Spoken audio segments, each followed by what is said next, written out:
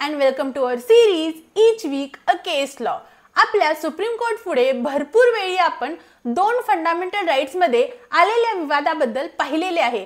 त्यातल्या त्यात आर्टिकल 25 ते 27 चे रिलीजियस राइट्स वर्सेस आर्टिकल 14, 19 आणि 21 चे गोल्डन ट्रायंगल याचे मधले वाद आपण पाहिलेत. भारतात चालू असलेल्या भरपूर रूढी परंपरा ज्या आर्टिकल 25 ते 27 मध्ये प्रोटेक्टेड होत्या त्याच्यावर जेव्हा आर्टिकल 14, 19 आणि 21 च्या चष्म्यामधून बघण्यात आले त्यावेळेला राईट टू इक्वॅलिटी कुठे तर प्रोटेक्ट झाली हे आपण पाहिले.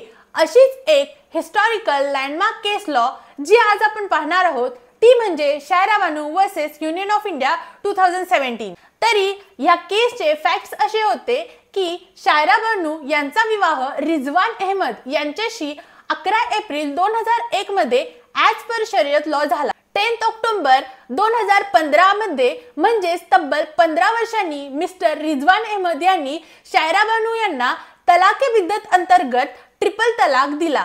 तो पण बाय पोस्ट त्यांनी ती प्रोनाउन्समेंट त्या नोटवरती लिहून त्यांना सेंड केली होती. परंतु शायरा बानू यांची बाजू बघता त्या स्वतः डोमेस्टिक व्हायलन्स आणि फिजिकल टॉर्चर याच्या विक्टिम होत्या.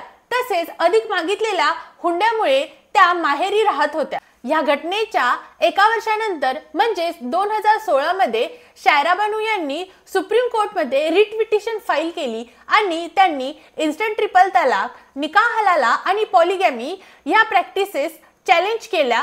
कारण त्यांचे आर्टिकल 14 म्हणजेच राईट टू इक्वॅलिटी, आर्टिकल 15 म्हणजेच right not to get discriminated आणि आर्टिकल 21 म्हणजेच right to live with dignity हे व्हायोलेट झालेले होते. तर हे होते या केसचे फॅक्ट्स.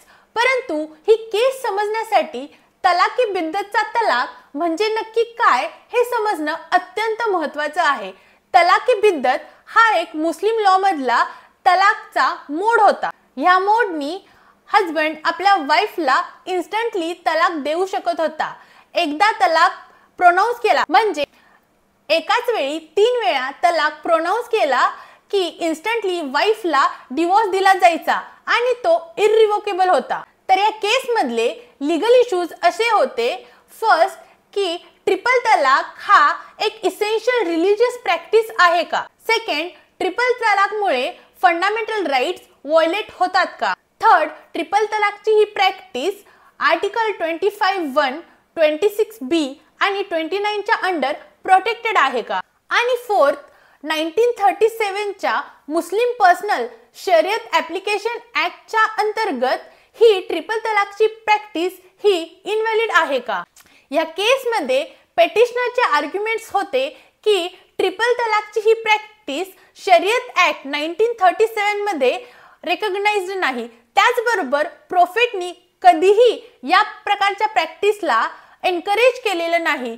त्याचबरोबर ट्रिपल तलाक ही फक्त एक कस्टम असून याचं चुकीचं इंटरप्रिटेशन झालेलं आहे.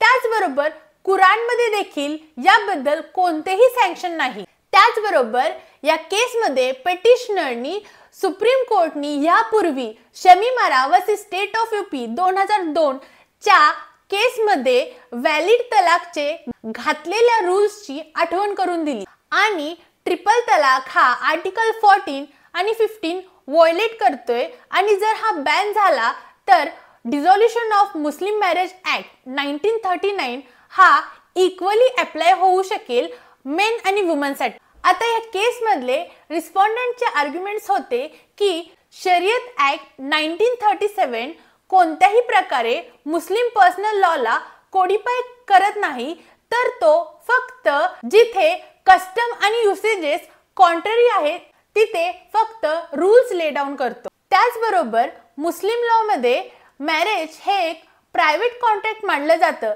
त्यामुळे लेजिस्लेशन त्यामध्ये इंटरफेअर करू शकत नाही. आणि कॉन्स्टिट्यूशन मध्ये दिलेल्या लॉच्या डेफिनेशन मध्ये पर्सनल लॉ इन्क्लूड होत नाही. आणि आर्टिकल 25 मध्ये फ्रीडम ऑफ रिलीजन आहे. पार्लिमेंट सोशल रिफॉर्मसाठी कायदे बनवू शकतं आणि कोर्ट पार्लिमेंटनं जर कायदा बनवला तरच त्याची व्हॅलिडिटी असेस करू शकतं.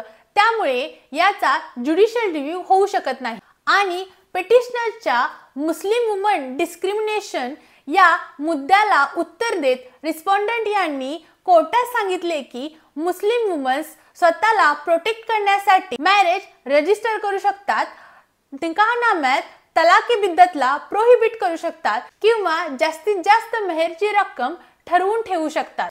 हे होते या केसचे आर्ग्युमेंट्स। या दरम्यानच सुप्रीम कोर्टनी 16 फेब्रुवारी 2017 रोजी Shayara Bano, union of India, various Muslim women's rights boards and all India Muslim personal law board यांच्याकडून रिटर्न सबमिशन या टॉपिक वरती मागितले। बेबाक कलेक्शन आणि मुस्लिम महिला आयोग आंदोलन यांनी शायरा बानू यांच्या प्लीला सपोर्ट केला, परंतु all India Muslim personal law board यांनी मुस्लिम लॉचा ज्युडिशियल रिव्ह्यू होऊ शकत नाही असे सांगितले। BMMA ने एक स्टडी कंडक्ट केला, त्यामध्ये त्यांनी 4710 मुस्लिम वुमनचा इंटरव्ह्यू कंडक्ट केला।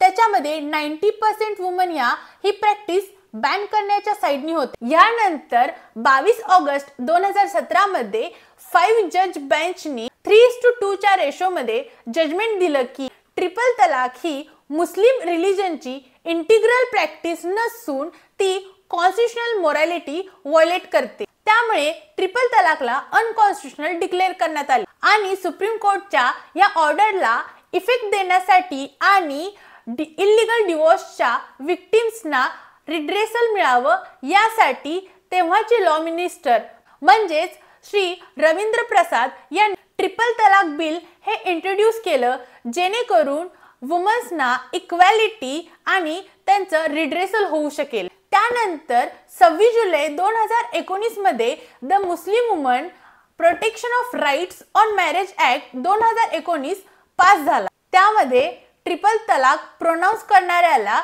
3 वर्षापर्यंतची शिक्षा सांगितलेली आहे। थँक्यू।